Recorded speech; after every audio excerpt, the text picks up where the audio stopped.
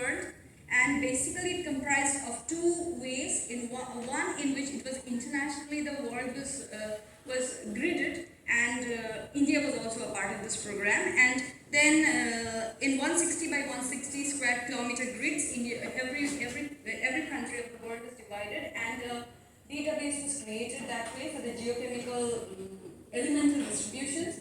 And then the national level or the regional geochemical level was taken up, in which GSI was the pivotal source for carrying out this work. So subsequent to the developments across the world after this IGCP 259, so China and forages and countries, so many of the countries like you can see India, Australia, United States, Mexico, they took up, but certain developing countries or little underdeveloped countries, they had funding issues and inaccessibility issues, so the work was not carried out that fruitfully.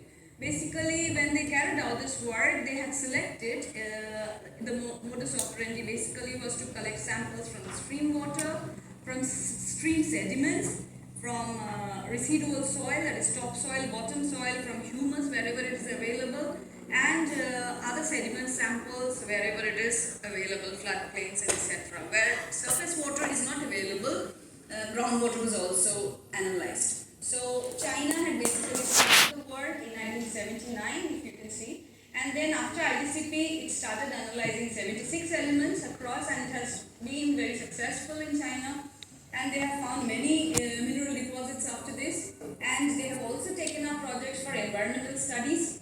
So this is how things started. In India, we basically follow the mandates of IGCP 259 and also the information shared by China, the guidelines. And in India, when as per the IGCP, actually the work was taken up, the international work was taken up by NGRI, and we have done like 122 grids that came across India, and we have studied, but we unfortunately only analyzed 22 elements for this.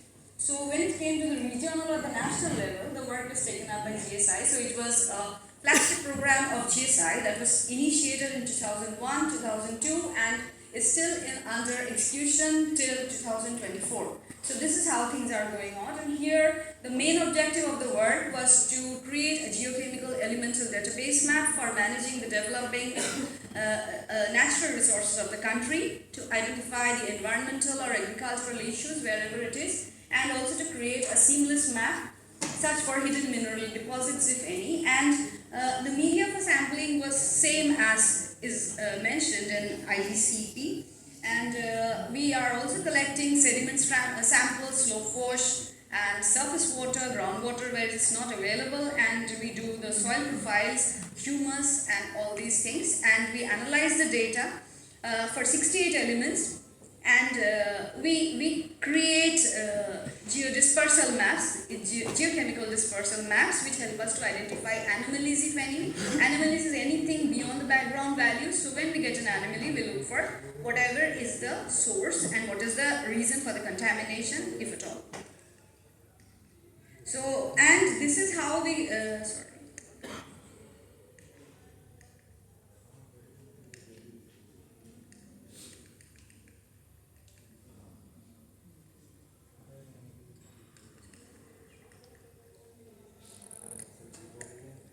Can I go backwards, please?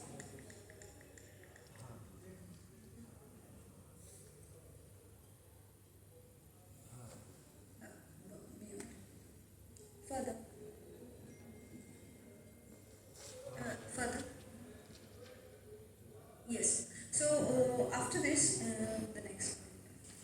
Yeah.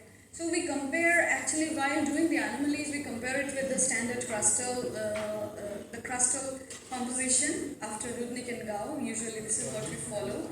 And the National Geochemical Mapping of GSI has been covered. This is the status map of GSI. We have covered all the OGP areas, and now we are also working on the non-OGP areas, and only inaccessible areas of Himalayas and third deserts, these have been exempted so far. Like we have not been able to work there because of inaccessibility issues.